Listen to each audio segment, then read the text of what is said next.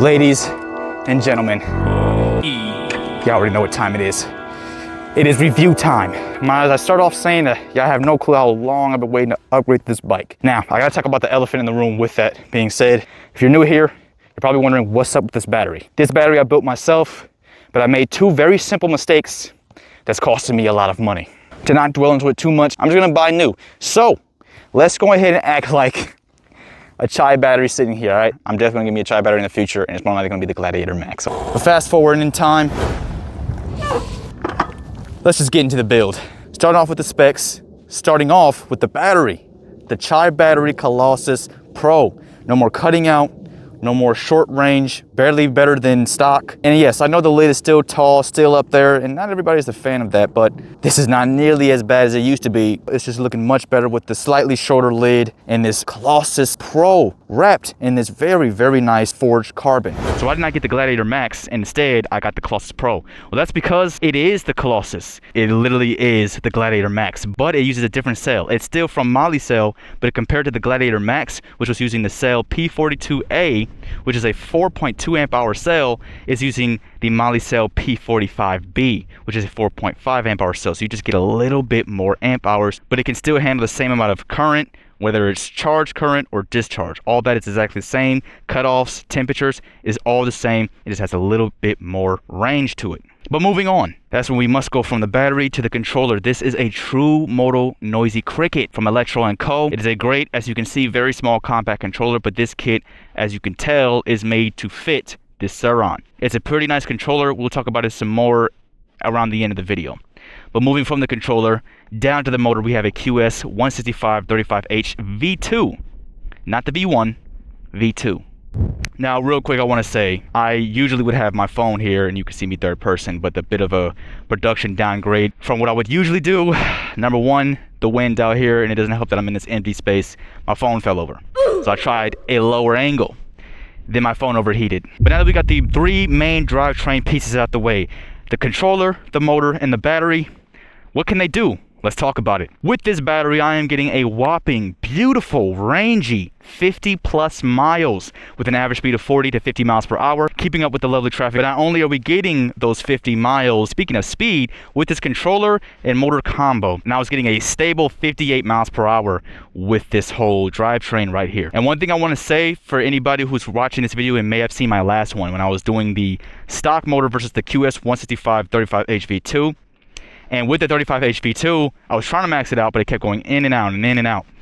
I think I remember what happened, and that is that I did not calibrate the motor to the controller yet because I wasn't sure how hard or easy it'd be to do these certain setups until finally when I finished this bike and started setting everything up on the controller, I realized, okay, it's as easy as they say it is. But with that being said, range, top speed, one last thing, and that is the 0 to 30. So with the stock motor, I was able to do 0 to 30 in about 1.92 seconds. But the stock motor has a lot less torque than this QS 165. Therefore, I wasn't able to properly test the 0 to 30. Now, I did do the 0 to 30 a really long time ago, but I would have the same reason I had back then that I would have now, and that's keeping the wheel on the ground. This front wheel wants to lift up. No matter how hard I lean, it doesn't help that I'm super lightweight. Even with the wheel coming up, I think I did as quick as 2.16, 0 to 30, with this QS 165, even with the wheel coming up. So I'm pretty sure if I was able to keep the wheel down and just pin it, not lose control, this is absolutely, no question, far more torque than a stock motor. But now we've got the range, the speed, the 0 to 30 out the way with the main parts of the drivetrain. Let's go to more cosmetic stuff, but the important ones first. Starting off with this sprocket right here. Now you may be wondering, why did I get this little ass sprocket? Here's the idea.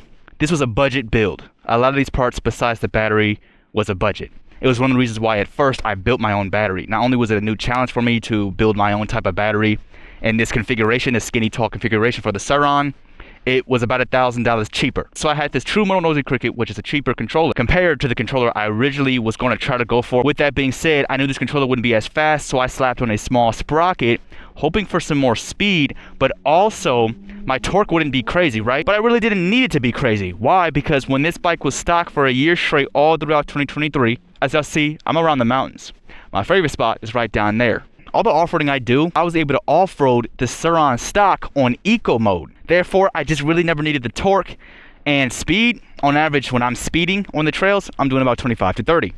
It was rare times when I started getting a little more comfortable, a little more experienced. I actually started off-roading in sport mode. But even, you know, it's still stock. So plenty of torque, but it's still stock torque. So the idea was I expected with this sprocket, I would get stock torque and a lot more speed. But instead, I got plenty of torque that doesn't even make sense with this sprocket setup, and kind of a lack of speed. But moving on, you may say, well, it all really depends on this drivetrain up here. I did change that, but all I really did was went from the stock belt to this Warp 9 chain drive, which they proclaim it is the exact same gear ratio. It's just a chain. So because of this thing's massive amount of torque, a little more torque than I expected, I'm glad I put this on here so I don't have to do with any snapping belts. But that's not quite the end of the drivetrain. Two more things to mention, and that's the front 19-inch KKE paired with the rear 16-inch KKE wheels. So yes, we got the 16 in the back with some Bridgestone tires in the back and a Kendo wheel in the front. Now, why I went mismatched there, I can't remember which one I wanted. I don't know if it was both Bridgestone or both Kendo, but one of the front tires went out of stock, so I just said, fuck it, I'll go mismatch. And I have no problems with them. They look very similar anyway. But that's about the drivetrain, but we're not gonna leave the wheels just yet, because I want to now mention the rotors. These Lunicycle rotors right here, they are 250 millimeter rotors.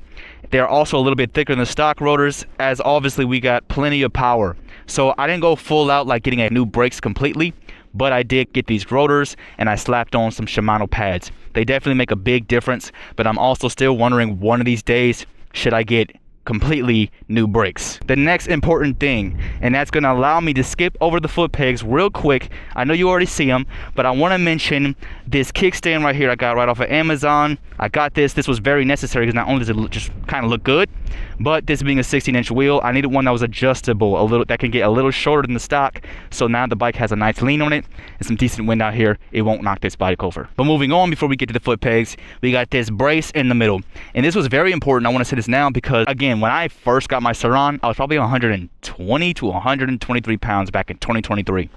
Yet, me off-roading, and a lot of times when you off-road, you're going to want to do a lot of standing. You know, it's like using your legs as extra suspension when you're off-roading over all those rocks. Doing that, and I'm only 120 to 123 pounds at the time, the screws, bolts here, they still eventually ended up bending. How fast? I don't know. I only knew they were bent because I took this bike apart to 72, volted out. So this brace is very important, because if I'm correct, the average man is about 40 pounds heavier than me, 30 to 40 pounds heavier, about 160 to 170 pounds. So these are definitely bent under you, and if you're a big guy, it could get pretty bad. But finally, moving on, I got all this besides the kickstand. Like I said, I got this from Amazon. I got all this from Lunicycle. These are Lunicycle beautiful blue foot pegs, Lunicycle brace bar, and these are black mounts I found off of Amazon. I thought they would look better in black, so I can get the black and blue going instead of having the original silver ones, and to me, they look better. I'm glad I got them. And if I'm remembering everything correctly, last but not least, an important cosmetic item is not quite the handlebars. These are Race Face Atlas handlebars. I actually got this from my dad. So how I used to have my Nanrobot D6 Plus, eventually my brother and my dad got one, and he was going to put these on his Nanrobot. He ended up not really even using the Nanrobot for a long time, and one of my other siblings still being out there not having a car, he decided to give it to her. So these handlebars just sat and he gave them to me. I wanted ones that had like a higher rise to them, but these being so nice and fairly high quality, decent price handlebars, I think the last time I checked, they're about 80 bucks. Could be less, could be more now, probably more. They're great handlebars and I couldn't pass up on them. But that's not the important piece. The important piece is my first ever upgrade, which is this thumb throttle. Now, why is that important? Let me just say it's important to me because I do not like twist throttles. I got bad history with twist throttles. Whoa. So to me, thumb throttles just are way better. They feel better. It's basically impossible to whiskey throttle with a thumb throttle. And last but not least, I get to choose any grip I want because this bike clearly uses mountain bike handlebars, aka bicycle handlebars, and that allows me to use my favorite mountain bike grips. Honestly, my favorite grips. That's P&W grips. These are solid quality at a decent price, and I know I get them in black a lot, but they have other colors that look very, very nice. These are real easy to take off if needed, and real easy to put back on instead of that extra shit you gotta do to get your typical grips on. The last important thing is this headlight. This is a lovely headlight, also got off of Amazon. The stock headlight, man, it sucks. It sucks so badly. You really can't see anything at night. It's not a good headlight. Like Surron said himself, I'm removing this dorky headlight. I'd rather have nothing. Might as well not even have a headlight. Though I used to like riding at night, but I think my dislike for riding at night is due to my eyes getting worse. My parents, man, They both have their different ways of being blind, so I'm bound to just not have 20/20 vision. Anyways, when I do ride at night, when I get caught at night, I happen to be out late and it ends up being night, I need a lovely headlight, and this headlight right here, it's really bright. I love this headlight, it's great. And I guess one last important thing, at least something when it comes to comfortability, and that is this lovely alligator seat. It's thicker, much better than stock. It is definitely worth getting an extended extra padded seat for the Surron because it is so much better than the stock. Stock seat, so painful. This seat, quite a bit more comfortable, very big difference. And this one just looks really cool with this alligator print. And now I think this is where we just get into extra bits and pieces that just make the bike look nice. Having this switch right here, because I got rid of the stock display, if I'm correct, it just wasn't needed. I think actually it could plug up to this TruMoto controller. I just don't think I wanted it. And I wanted to get this button because it just looks a lot cleaner, a lot better. Got that to work with the horn. I got this piece for my phone, but it's not very useful anymore due to the fact that I have the ChiBattery. This can't seat right, and this ball piece won't tighten correctly, so this phone's always loose. I always use maps to know where I'm going, and having to look this far down is actually very sketchy. These wheels being a little dirty due to the off-roading I did recently. I do want to say I did originally want to get the KKE wheels with the blue nipples, but right when I was getting ready to order everything, I finally had the money. They went on the stock and never came back. But I still got my little blue caps here. Those look real nice. I like those a lot. Oh man, I was at the wheels and I know y'all saw it, but I didn't mention this very nice chain guard. Also got this from Amazon. Great looking chain guard. Hold on, I gotta take it back to last year's review real quick because I can't believe I forgot to show y'all this. This also got it from Amazon. If we look here, it's only being held on by one screw, which is right there. Not a bottom one because I couldn't access that because the motor adjuster thing's in the way. So I tightened that one as much as possible with some Loctite and I think even a flang washer, or a lock washer I mean. So it stays in place because the QS 165's drive shaft is a lot bigger than the stock one. So it can't fit between this hole. So I had to do that. We already talked about this lovely vinyl wrap. Got the name here, even got the name here. Now I do want to say something about these stickers actually. One of these days I'm going to redo these because as much as I want to show off the name when I'm riding around, especially when I get a part of certain electric group rides and stuff, like I did the Mega Ride or E-Skate recently, this bike, I was trying to get it ready for the Mega Ride, but I had my original battery issue, so I'd never been able to take this bike to the Mega Ride. The Vegas one, I had to take my bobber the whole time, which I didn't mind because the bobber showcased more of my skill. This isn't the best look. It was kind of rushed. And these stickers weren't going to come at the time. These stickers would have came much faster than these ones, and that's why I got these. But you can see they got the black box around them. I tried to cut them out. The shine, you can see it looks a little cheap. It looks a little ill. And this is just ugly. That's something I'm going to do. What I may actually do, which is a great idea, because it leads on to something else I want to do for this bike eventually, and that is get these stickers off, wrap. Either I can find one or wrap this whole number plate in the forged carbon, and again get one of those stickers to put here. Get some more of those stickers to put on the body and replace some of the spots I have these stickers in, so it just looks a lot cleaner. Now that I talked about every cosmetic piece on this bike, we talked about everything basically. I don't think I missed a thing. I eventually want to get this in carbon. I want to get this in carbon, this. I wanted to get some blue linkages. Maybe just this one, because these ones, no matter what you do, unless Lunicycle's one doesn't do that, they extend, and I like the bike stance. Yes, it sits lower because of this 16-inch wheel, but I don't like the way it looks when it's extended. It gives it a bit of it almost makes the wheel look like it's a little closer. It gives it a nasty stubby look. I don't like it. And I'm kind of remembering I don't have a phone to sit here and talk to y'all in third person like I would have liked.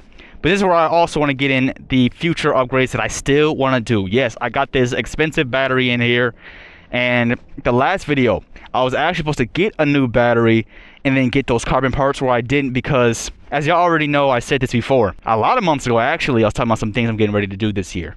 Then a few months ago, some things I was hinting at, and later on that came out to be the new truck, which came out first, and the second thing was this battery. Now, I got this battery and nothing else because the truck took up the rest of the money. So I wanted to get the carbon fiber parts still, but I wasn't able to do that because the budget was low, but it was fine. Those are just cosmetic things. The battery was super important because without this battery, I can't drive this bike. I literally haven't driven this bike since November until recently when I put it back together. But what I'm basically getting at is not only was I still trying to add some carbon pieces, that's what I'm going to say again, just like I did in the last review.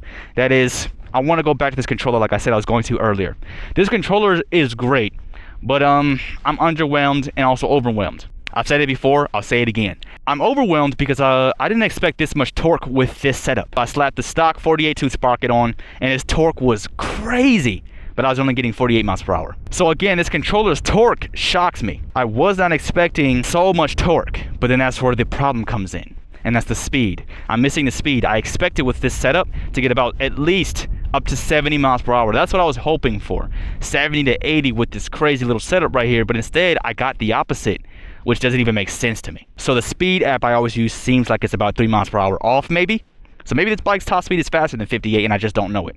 Maybe I am in the 60s. I would have to say, if you don't care about street riding, or you may street ride, but you're not trying to be super fast, Speedy Gonzalez on the street, this controller is perfect for you. This controller has plenty of torque with this little sprocket, man. I climb things so easily in gear 1, not even the thought of gear 2, let alone gear 3. But my problem is I do quite a bit more street riding than off-roading, though I do a lot of off-roading. It depends. In this season, I typically don't off-road. But my speed on the street is lackluster, and I don't really like it. Now, that's where I also want to go blame the motor, but I'm not sure about the motor. I still don't see too much videos on the motor. I seen one video, and the dude said with this motor, and he had the Torp C controller, C500, something like that, he was able to get 80 miles per hour with this motor setup, and he proclaimed that the bike was faster than his other Sur Ron builds. This is where I want to say, the controller I originally wanted to get was the EBMX 9000. That controller is super good. People love it. It's VESC based just like this one, and it's real fast. Somebody with street tires, 17-inch street tires, and a tiny sprocket like this, they got 90 miles per hour with that EBMX controller. But this is where the problem comes in while I'm talking about this motor, because he had the EBMX 9000 motor, if I'm correct, which was a motor I also wanted to get. So it's one of those dilemmas where it's like, would I get the controller first and see what this motor can do, or would I just get the new controller and motor, because I could use this motor for something else. Regardless, that is the only cons I really have right now with this whole setup. I'm not going to get too off topic about what may be the problem with this controller and what I may do to it, because I want to save that for another video, which I've kind of already did that video before as well, but I'll do it again anyway, because eventually I might actually just say forget it and go for it on what I want to do with this controller. But if I'm correct, that's about it, and I'm pretty sure that's everything I wanted to mention. I'm not going to say this video is low quality. It's kind of how I always do my videos. Well, these stand-up ones, I typically like to have my camera set up. But let's just say this heat is murderous, man. The energy right now is being zapped out of me, man. It's so hot. And what doesn't help is I could have took a time where I'll be like, okay, let me wait, and when the sun goes all the way down behind these mountains, but there's still some daylight to a certain extent, you know, evening, and let me do it again. But it's another moment where this video is rushed. I said it last week, I'll say it again. I got something that's been consuming my brain, and every time I look up, the week is over and I need to hurry up and record something. And once again, with that being said, I will be making a video on it. I have to, because with what I got going on, I'm trying to get going on, might take up a lot of my time, and I'm going to try to keep up on my weekly schedule, but I'll be doing that video because there's a high chance it could possibly mess with my upload schedule. But it needs to be done because it's super important. It could it could literally change my life. But again, I'll be telling y'all what that is soon. But I say all that because I hope y'all enjoyed this video, man. Didn't quite go the way I wanted it to go, but I still got to talk about what I wanted to talk about. So I'm gonna say it one more time. I hope y'all enjoyed this video. If you did, make sure you go ahead and like, comment, and hit the subscribe button to get electrified with the rest of the people. Become electric with the rest of the people. It has been and stay tuned for more. Right here, the camera's supposed to be up as I talk about those last things, and then I'm supposed to drive off.